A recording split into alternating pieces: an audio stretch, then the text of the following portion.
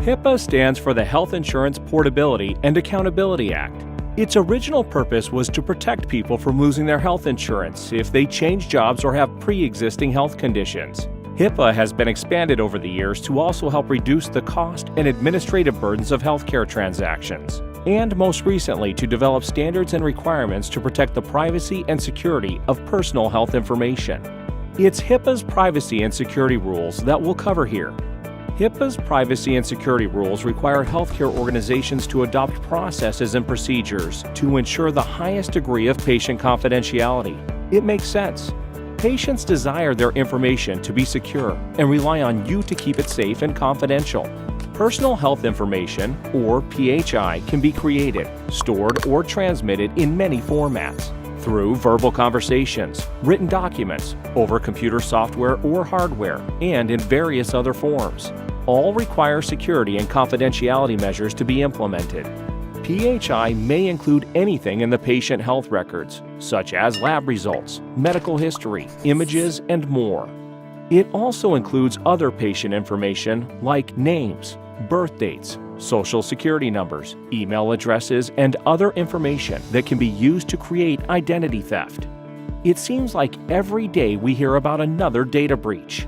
Keeping patient information safe is what HIPAA governs and what you are responsible to protect. A covered entity under HIPAA may not use or disclose protected health information unless a patient authorizes its disclosure in writing. However, we may disclose protected health information without an individual's authorization for any of the following purposes or situations. 1. To any individual that has been authorized by the patient. 2. For treatment, payment, or general healthcare operations. Or 3. If the individual has the opportunity to agree or object to a disclosure. For example, when the patient brings another patient into the exam room. In addition, all practices are required to provide patients with a Notice of Privacy Practices, NPP. It is a best practice to make a good faith effort to obtain a patient's written acknowledgement of receiving the notice.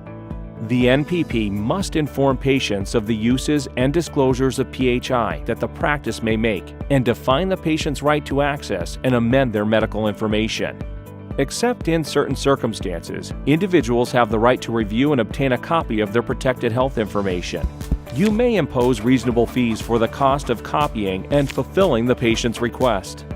When you disclose PHI, you must use the minimum necessary information to accomplish the purpose of the disclosure or request. Practices must identify each employee who needs access to PHI to carry out their job, and PHI should be limited to a need-to-know basis. For non-employees, you must limit the amount PHI of what is needed to accomplish the work. You should also rely on ethics and your best judgment in deciding whether to disclose protected health information. The HIPAA security rule requires covered entities to implement administrative, physical, and technical safeguards to ensure that medical information is stored, transmitted, and received in a safe and secure manner. Administrative safeguards require practices to create and maintain updated policies and procedures for employees to learn and follow to help maintain the security of PHI. Some examples of administrative safeguards include acceptable use policies to help train employees on their access rights and responsibilities with handling PHI. Sanction policies are needed to discipline employees who violate HIPAA law. Information access policies grant appropriate access to computer workstations, health records and transactions, and other programs or processes. Security awareness training must be implemented, so employees are trained and reminded of policies and procedures relating to software updates, computer login monitoring, password updates, and other key security measures. And contingency planning, so adequate preparation, policies, and procedures are in place in order to respond to an emergency. For example, if there is a fire, vandalism, or other natural disaster, an incident and emergency response plan must be created, tested, and revised, and all critical activities must have a designated owner. Technical safeguards require practices to implement procedures and the right software and equipment to protect PHI. Practices must implement technical policies and procedures to allow access to only those people who need access to do their jobs. Practices should incorporate encryption and decryption in backing up, restoring, and transmitting electronic patient information. And policies and procedures must be set up to destroy PHI when it is no longer necessary to fulfill a job or function. Physical safeguards must be implemented to protect the location and devices within your practice. Facility access controls must be created, and all access must be monitored. It's important that you understand and monitor who is accessing the practice, and security measures are put in place prior and after a potential incident. To help administer these safeguards, HIPAA requires that every practice designate a HIPAA security and HIPAA privacy officer. The designee can be the same person, if appropriate.